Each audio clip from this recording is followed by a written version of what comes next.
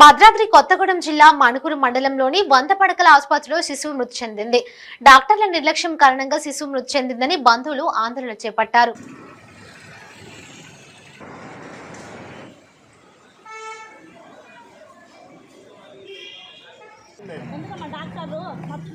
డాక్టర్లు లేరంట, అక్కడ ఉన్నారు. అక్కడ నుండి పిలిపించుకో, మీకు వాళ్ళు ఆమె ఎవరా, ఆమె రావాలి. ఇప్పుడు ఆమె రావాలి, ఆమె ఎవరో రావాలా.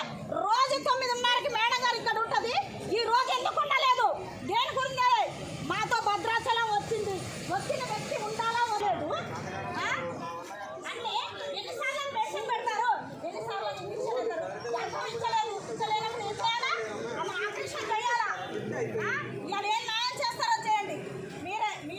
డాక్టర్స్, నర్సులు అందరి సమక్షంలోనే ఈ బేబీ చనిపోయి 2 hours అయింది, ఎక్స్పైర్ అయిపోయింది, అర్జెంటుగా ఆపరేషన్ చేస్తే తల్లి బతికిద్దని చెప్పారు.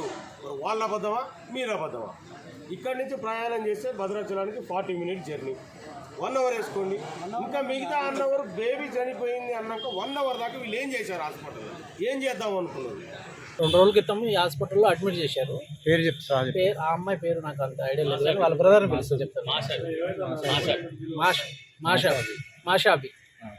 వాళ్ళ రాత్రి ఏమైందంటే, నిన్న 11 గంటలకు ఆపరేషన్ చేస్తానని చెప్పేసి వాళ్ళు చేయకుండా చాలా ఇబ్బందులు పెడుతూ రాత్రి 10ంటికి బేబీ చనిపోయినా కూడా మాకు చెప్పలేదు, ఇన్ఫర్మేషన్ ఇవ్వలేదు.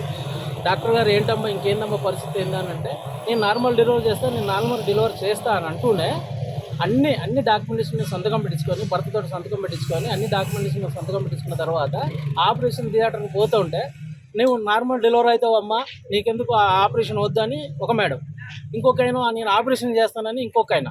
ఈ ఇద్దరు మధ్యలో జరిగిన సమావేశంలో రాత్రి మాకు చనిపోయిన తర్వాత కూడా మాకు చెప్పలేము. మాకు భద్రాచలం హాస్పిటల్ పోయిన తర్వాత ఇక్కడ మా వల్ల కాదంటే మేము భద్రాచలం హాస్పిటల్కి వెళ్ళాము.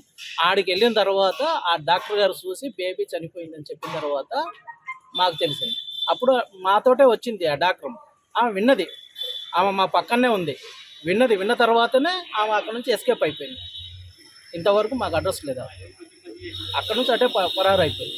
రాత్రికి హాస్పిటల్లో 2 గంటలకి ఆపరేషన్ చేసి బాబుని తీసిన తర్వాత బేబీ వాళ్ళ మదర్ సేఫ్ అయిన తర్వాత మేము వచ్చి మిగతా వాళ్ళకి అందరికి ఇన్ఫర్మేషన్ ఇచ్చుకుంటాం. జరిగిన విషయం అయితే ఎవరు అలాగే ఈ సాంబాయి కూడా